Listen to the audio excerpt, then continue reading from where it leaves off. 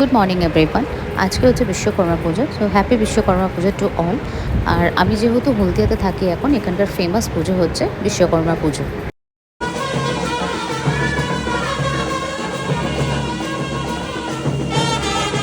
হলদিয়াটা হচ্ছে industrial area. এখানটায় মানে এক পা পেরোলেই হচ্ছে গিয়ে তুমি ঘরে ঘরে পুজো বলো আর দোকানপাট, ফ্যাক্টরি সব জায়গায়। সো আমাদের নিজস্ব পুজো হয় এটা। এই বছর আমরা সবাই মিলে করেছি, মানে ফ্ল্যাটে যে কজন আমরা থাকি।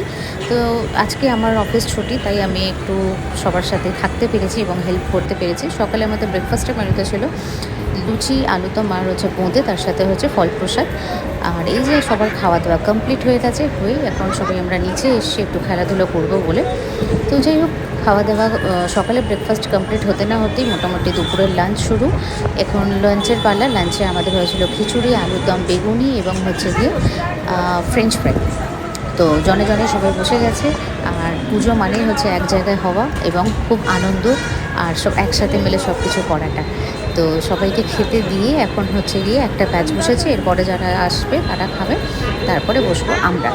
তো এবছর পুজোতে আমি সেরকমভাবে সাজুগুজু করিনি, বাট খুব ভালোভাবে সবার সঙ্গে এনজয় করতে পেরেছি। সকালে দুপুরে যে খিচুড়িটা হয়েছিল সেটা খুব একটা টেস্ট হয়নি, সেজন্য আর অনেকটাই বেঁচে গেছিলো আমাদের খাবার পরেও।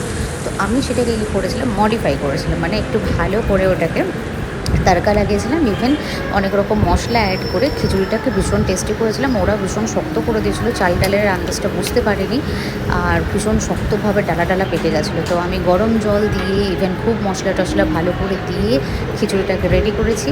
তো যাই হোক, এখন আমার খিচুড়ি অলমোস্ট রেডি। এখানে আমার হাজব্যান্ড ঘুরতে নিয়ে যাবে বলে আমাকে মাথা খারাপ করে দিচ্ছে, কিন্তু এখানে আমি একটা যেহেতু দায়িত্ব নিয়েছি যে আমি সবাইকে সন্ধেবেলা খিচুড়ি বিতরণ করব, তাই আমি সেখানে যাইনি। যদিও খুব ভিড় ছিল বলে আমি চলে এসেছিলাম। আসার পর আমাদের প্যান্ডেলের সামনে প্রায় 150 কাছাকাছি মানুষ এরকম দেওয়া হয়েছে, কারণ মোটামুটি প্রথমে আমরা ভেবেছিলাম কে আসবে না আসবে, কিন্তু খুব ভালো লেগেছে, অনেক মানুষ এসছে, তাদেরকে আমরা দিতে পেরেছি।